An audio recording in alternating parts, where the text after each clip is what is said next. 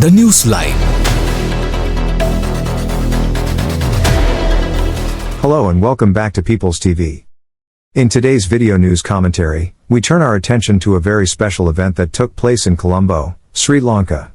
While we often report on developments in Israel and the broader Middle East, this time we invited you to join us in a peaceful protest held in front of the United Nations office in Colombo. The event was a resounding success and served as a vital moment, highlighting the stance of the majority of Sri Lankans regarding Israel's war against Hamas. The protest was organized by the Patriotic National Movement and supported by several leading nationalistic movements in the country. Distinguished members of the Buddhist clergy were present, including Senapati Ananda Tero, the chairman of the movement, Vice Chairman Dhammapriya Tero, National Organizer Agunagale Siri Jainananda Tero, along with Somananda Tero, Bengamuwe Nalaka Tero, and many others who lent their voices to the cause. These photographs capture a portion of the crowd that took part in the peaceful protest. Participants came from various regions across the island, including Batticaloa and Ampara. In addition, several non-profit and activist organizations joined the protest to show their solidarity with Israel. Many members of the Buddhist clergy, who hold leadership roles in major activist organizations across the country, participated in this event to express solidarity with Israel. Individuals representing almost every ethnic group, Sinhala, Tamil, Burgher, and even Muslims, were present.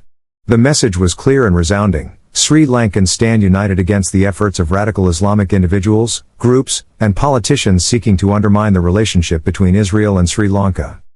At the conclusion of the protest march, participants submitted a special letter to the United Nations office. The letter condemned the genocide accusations directed at the State of Israel and the IDF, opposed the proposed two-state solution, and drew attention to the parallels between these accusations and the claims leveled against the Sri Lankan government and its armed forces during the fight against LTTE terrorism, emphasizing that Israel is being unfairly targeted in a similar manner. This protest march demonstrates that the majority of Sri Lankans stand with Israel, a fact that does not need to be overstated. However, we felt it was important to clearly express our position, especially in response to recent attempts by extreme left-wing, anti-Israel, radical Islamic politicians, such as Mujibur Rahman, to portray Sri Lanka as an anti-Jewish nation. In a particularly radical speech delivered in Parliament just a few days ago, he pressured the government to choose between Israel and Palestine.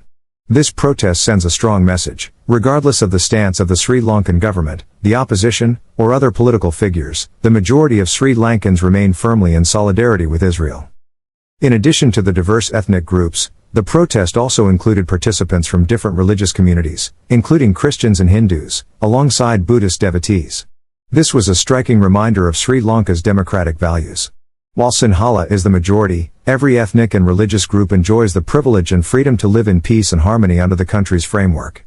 Although conflicts have occurred in the past, the Constitution guarantees freedom and equality for all.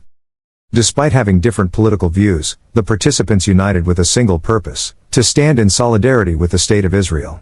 Their unity was a powerful statement, sending a clear and unmistakable message to radical Islamist groups in the country: this solidarity cannot, and will not, be ignored.